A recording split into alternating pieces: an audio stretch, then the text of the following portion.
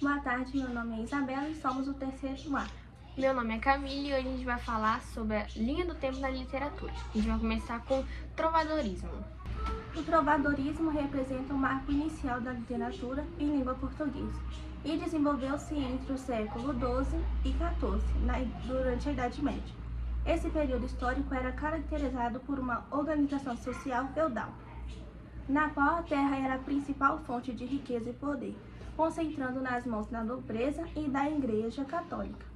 A sociedade era rigidamente hierarquizada e a mobilidade social praticamente não existia. A Igreja exercia enorme influência sobre todos os aspectos da vida, controlando não apenas a religião, mas também a cultura, a educação e o pensamento. Nesse contexto, a literatura não era voltada para a literatura individual como ocorre atualmente, mas sim para apresentações orais. As produções eram cantadas e acompanhadas por instrumentos musicais, o que explica o caráter musical repetitivo das obras. A região da Galícia do norte de Portugal tornou-se o principal centro dessa produção, dando origem à chamada lírica galego-portuguesa. As manifestações literárias do trovadorismo eram chamadas de cânticas e estavam reunidas em coletâneas conhecidas como cancioneiros. Essas cânticas eram classificadas em três tipos principais: a cânticas de amor, a cânticas de amigo e as cânticas satíricas. As cânticas de amor eram influenciadas pelo modelo do amor cortês, no qual o homem se colocava como servo da mulher, expressando o sofrimento por um amor impossível e idealizado. A mulher era vista como superior, quase inacessível, e o sofrimento amoroso era valorizado. Já nas cânticas de amigo, o eu lírico era feminino. Embora os autores fossem homens, nessa composição, a mulher expressava sentimentos como saudade, tristeza e espera pelo amado, frequentemente em diálogo com um elemento da natureza, como nos rios, árvores e o mar. Esse tipo de cântica apresenta linguagem mais simples e emocional, aproximando-se da realidade cotidiana. As cânticas de escárnio e maldizer tinham um caráter crítico e satírico. Nas de escárnio, a crítica era indireta, com o uso de ironia e ambiguidades, enquanto nas de maldizer, a crítica era expressiva e direta, muitas vezes com linguagem agressiva. Essas cânticas revelam aspectos sociais e comportamentais da época, funcionando como uma forma crítica e social. A linguagem do trovadorismo era marcada pela simplicidade, musicalidade e repetições, com o uso de paralelismo e refrões que facilitavam a memorização. Entre os principais autores destacavam-se Dom Dinis, que além de governante, foi um importante poeta e incentivador da cultura. Paio Soares de Taveiros, considerado um dos primeiros autores conhecidos, e João Garcia de Guilhard, que se destacou nas cantigas sátiricas. Agora vamos falar sobre o classicismo. O classicismo desenvolveu-se no século XVI, dentro do contexto do Renascimento, um período de profundas transformações culturais, científicas e artísticas na Europa. Esse momento histórico foi marcado pela redescoberta de valores da antiguidade clássica grego-romana, que passaram a influenciar intensamente as artes e o pensamento. O teocentrismo medieval foi substituído pelo antropocentrismo, colocando o ser humano no centro das reflexões. Além disso, o período coincide com grandes navegações, que ampliaram o conhecimento geográfico e promoveram o contato entre diferentes culturas. Portugal, nesse contexto, destacou-se como uma potência marítima e influenciou diretamente as suas produções literárias. A literatura classicista caracteriza-se pela busca do equilíbrio, da harmonia e da perfeição formal. Os autores valorizavam a razão e o controle emocional, evitando exageros e excessos sentimentais. A linguagem era culta, precisa e organizada, refletindo a valorização da clareza e da objetividade. Havia forte influência da mitologia clássica e os temas abordados eram universais, como o amor e a natureza. A literatura classicista caracteriza-se pela busca do equilíbrio, da harmonia e da perfeição formal. Os autores valorizavam a razão e o controle emocional, evitando exageros e excessos sentimentais. A linguagem era culta, precisa e organizada, refletindo a valorização da clareza e da objetividade. Havia forte influência da mitologia clássica e os temas abordados eram universais, como o amor, a natureza, o tempo e os feitos heróicos. Uma das principais formas literárias desse período foi um soneto, que exigia rigor técnico e domínio da linguagem. A literatura também buscava imitar os modelos clássicos, tanto na escultura quanto no conteúdo. O principal autor do classicismo em língua portuguesa foi Luís de Camões, cuja obra, Os Lusíadas, é considerada uma das maiores da literatura mundial. Nesse poema épico, Camões narra as conquistas marítimas portuguesas, especialmente a viagem de Vasco da Gama, combinando elementos históricos com mitologia. Outro ator importante foi Sá de Miranda, que introduziu novas formas poéticas e contribuiu para a consolidação do movimento. Agora a gente vai falar sobre o Barroco. O Barroco surgiu no século XVII, em um contexto de crises religiosas e conflitos ideológicos, provocando pela Reforma Protestante e pela Contra-Reforma Católica. Esse período foi marcado por tensões entre fé e razão, o que influenciou profundamente a produção artística. A literatura barroca é caracterizada pelo dualismo, ou seja, pela presença constante de oposições como corpo e alma, pecado e perdão, vida e morte. O ser humano é visto como um ser em conflito, dividido entre desejos materiais e aspirações espirituais. A linguagem barroca é complexa e elaborada, com uso intenso de figuras de linguagem como metáforas, antiteses e paradoxos. Há também inversões sintéticas e jogo de palavras. O cultismo valoriza a forma e a estética, enquanto o conceituismo foca na argumentação e no raciocínio lógico. No Brasil destacam-se Gregório de Matos, conhecido por sua poesia crítica e satírica, e Padre Antônio Vieira, famoso por seus sermões argumentativos. Agora a gente vai falar sobre o arcadismo. O arcadismo desenvolveu no século XVIII, em um contexto profundamente influenciado pelo iluminismo, movimento intelectual que defendia o uso da razão como principal instrumento de compreensão do mundo.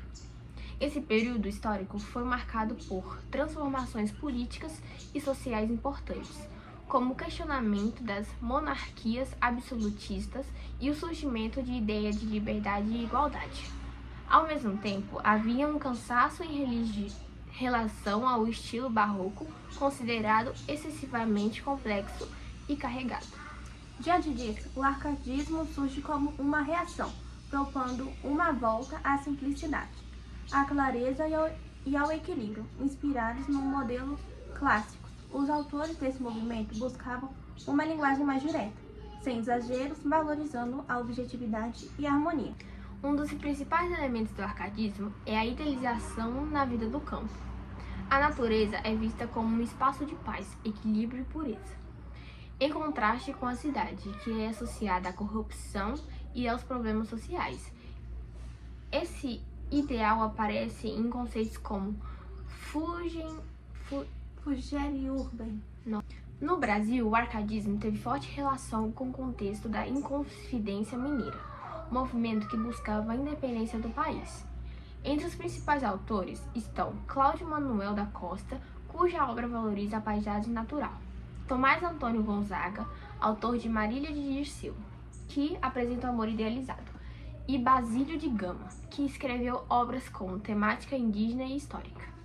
Agora vamos falar do romantismo. O romantismo surgiu no final do século XVIII na Europa e se consolidou no século XIX, em um contexto de profundas transformações políticas, sociais e culturais.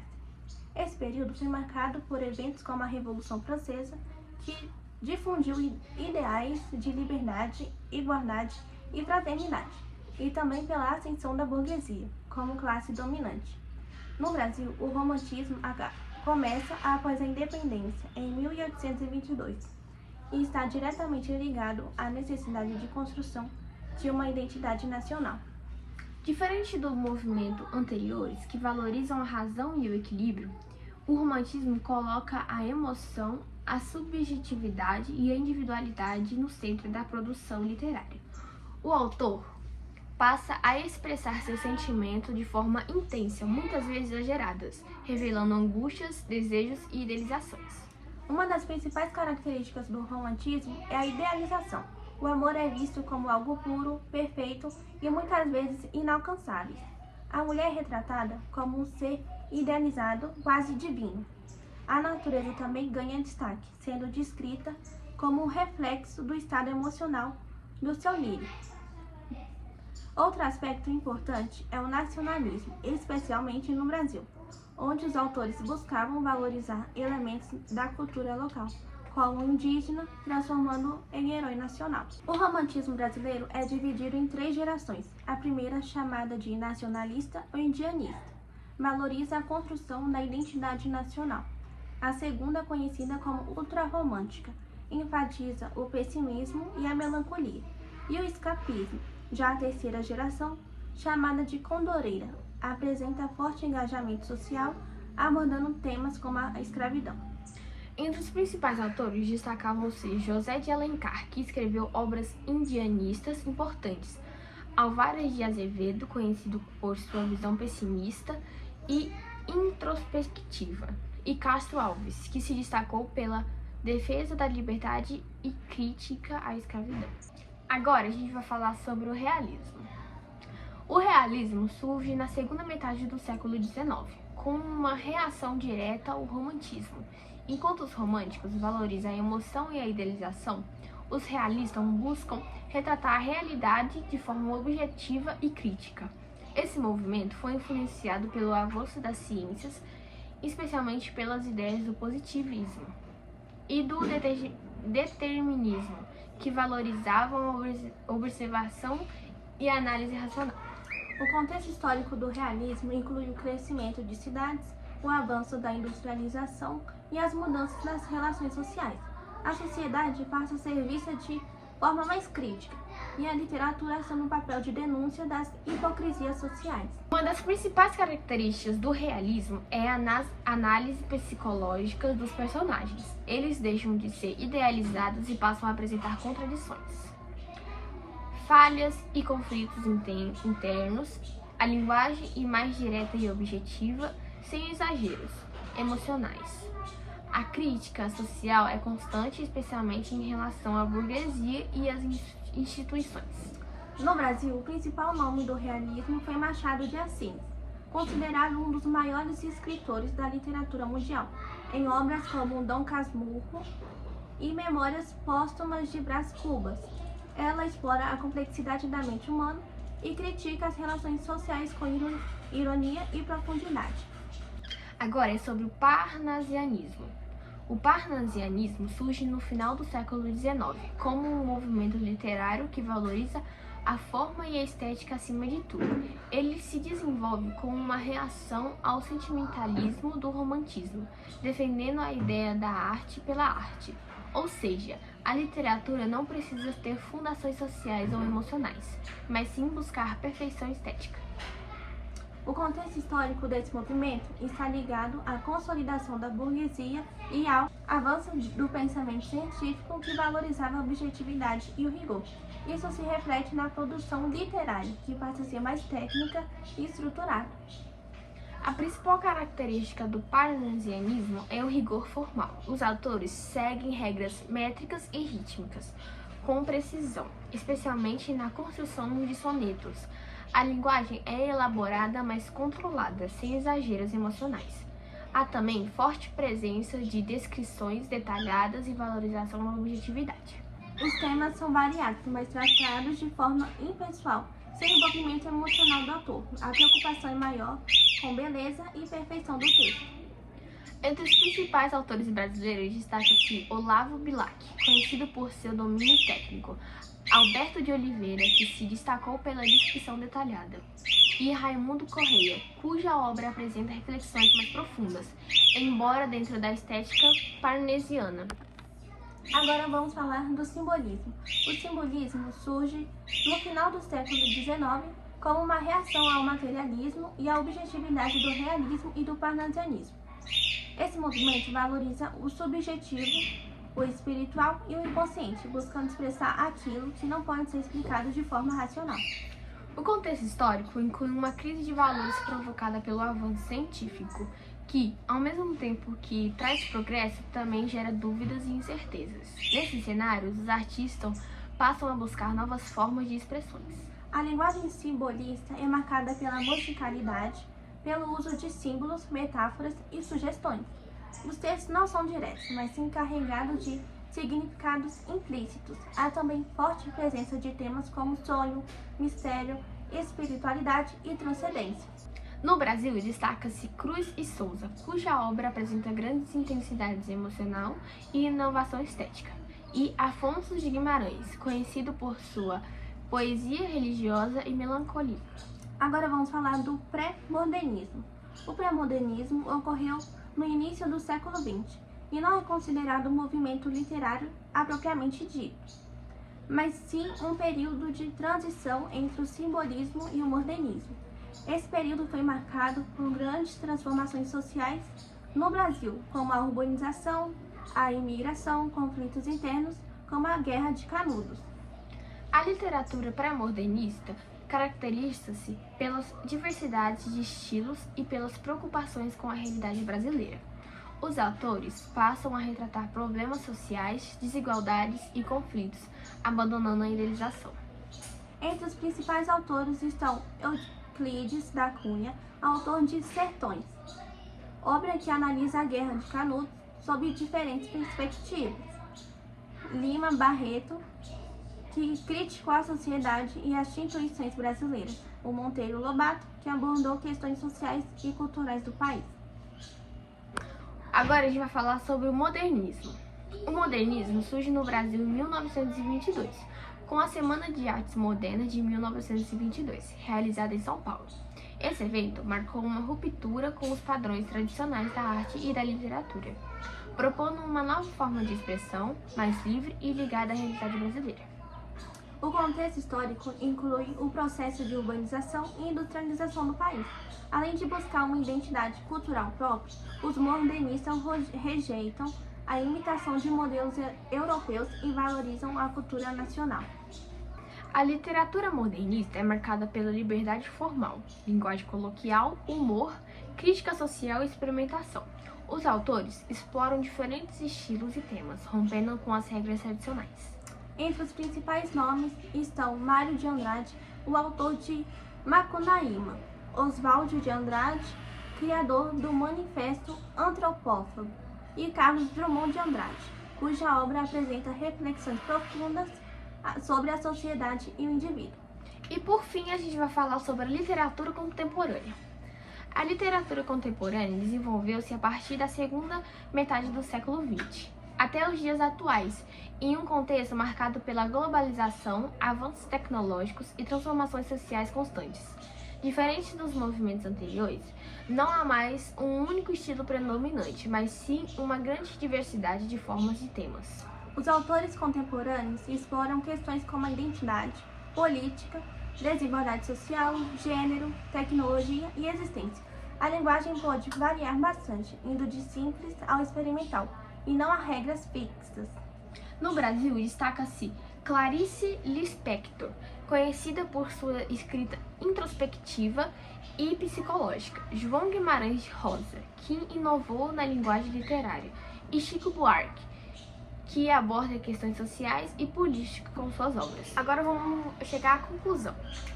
Ao longo dessa trajetória pela história da literatura, é possível perceber que cada movimento literário não surge por acaso, mas como resultado direto do contexto histórico, social, político e cultural da sua época. A literatura não é algo isolado ou distante da realidade. Pelo contrário, ela funciona como um reflexo das transformações da sociedade e também como uma forma de questionar, criticar e reinterpretar o mundo que vivemos hoje. Desde o trovadorismo, que marca o início da produção literária em língua portuguesa, já se observa a forte ligação entre a literatura e sociedade. Nesse período, as cânticas refletiam os valores medievais, a influência da igreja e a estrutura hierárquica do feudalismo. A oralidade, a musicalidade e os temas amorosos ou satíricos mostram como a literatura estava integrada ao cotidiano dessas pessoas, ainda que de forma coletiva e não individual como hoje. Com o avanço histórico, o classicismo traz uma mudança importante ao colocar o ser humano no centro das reflexões.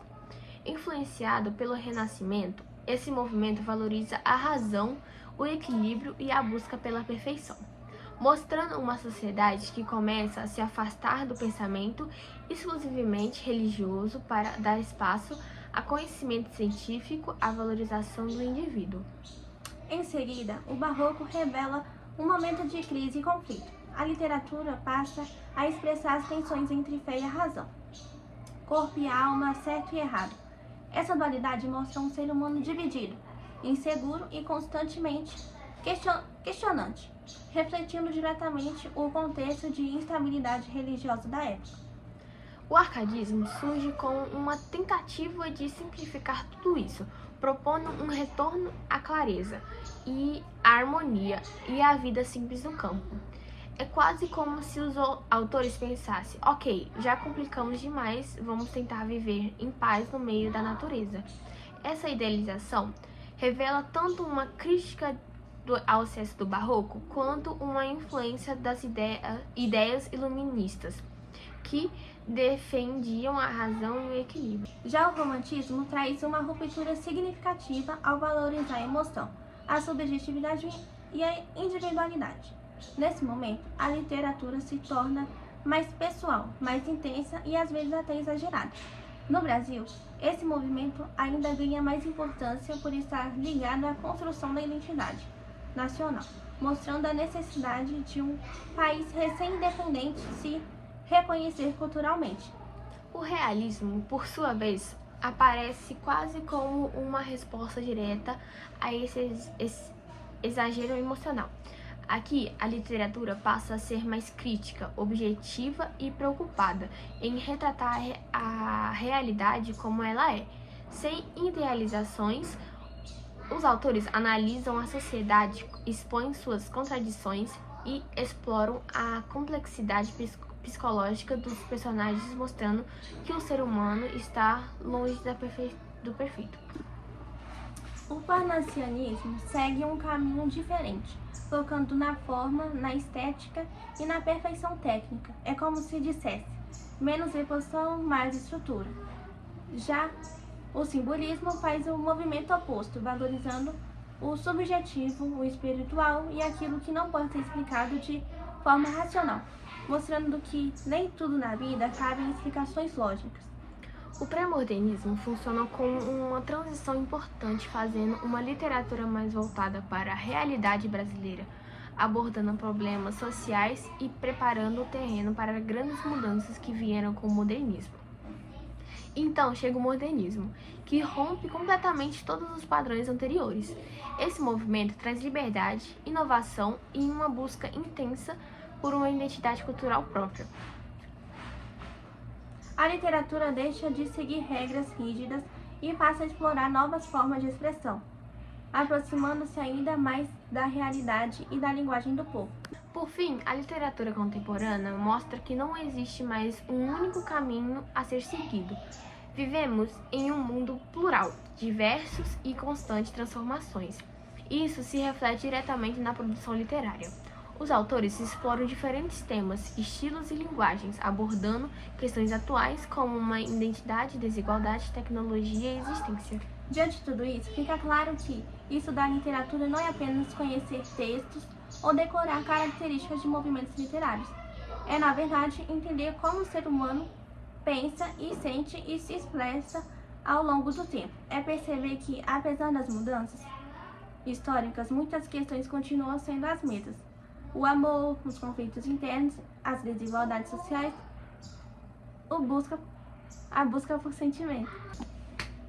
No fim das contas, a literatura funciona quase como um espelho da humanidade. Às vezes um espelho bonito, às vezes um bem desconfortável, que mostra coisas que a gente preferia ignorar, mas ainda assim é essencial.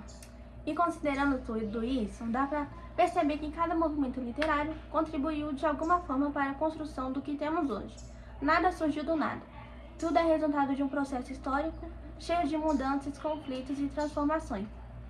Então, se tem uma coisa que dá para levar dessa apresentação inteira, é que a literatura não é só um texto antigo que alguém decidiu estudar por diversão. Ela é uma forma de entender o mundo, as pessoas e até a gente mesmo. E sinceramente, depois de atravessar séculos da história, estilos e outros, o mínimo que se esperar é sair daqui entendendo que a literatura é muito mais viva do que parece, mesmo que às vezes ela venha acompanhada de trabalhos gigantes e que claramente testam a paciência de qualquer pessoa envolvida. Acabamos!